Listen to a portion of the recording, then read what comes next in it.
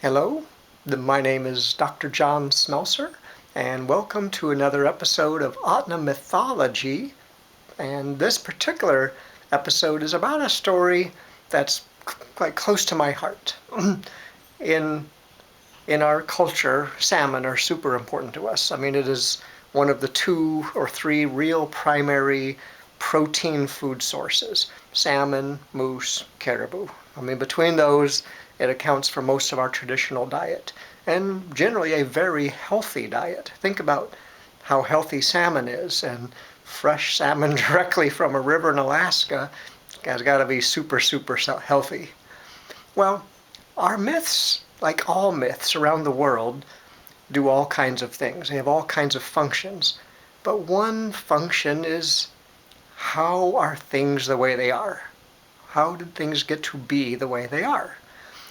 And since salmon are so paramount to our culture and they run up every river and creek, every summer, we have myths about them. One of them is in the early days, in the old times, what we call Ahtna Myths, the old days when animals still spoke like people. And there really wasn't many people around, or any people. Salmon couldn't swim deep in the rivers and creeks. They, they, they seemed to always float to the top, and struggle as they might, they couldn't really dive down deep. Well, this was a problem because everything could eat them. Bears could just scoop them up. I mean, wolves have been known to catch salmon. Of course they have. Eagles and other things could catch them so easy because they just were right there at the top of the water. They couldn't escape. Well, one day the chief of the Salmon People came to Raven, our god figure, and said, "Please, can you help us?" And in a moment of kindness and compassion that you really never hardly see with a Raven story. Raven is usually not a kind, compassionate person at all. He's a trickster. He'll more likely do harm to you than do good for you. But in this story, he said, "I will help."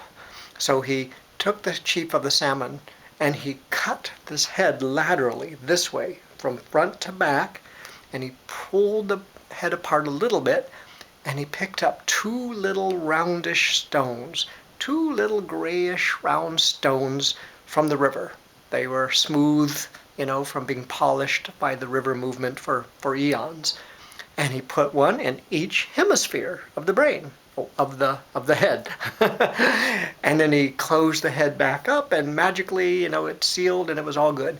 Well, now with that extra weight of the 2 stones in the fish's head, the salmon could dive down, and he could go down to the bottom of the rivers and creeks and escape and elude predators trying to eat them.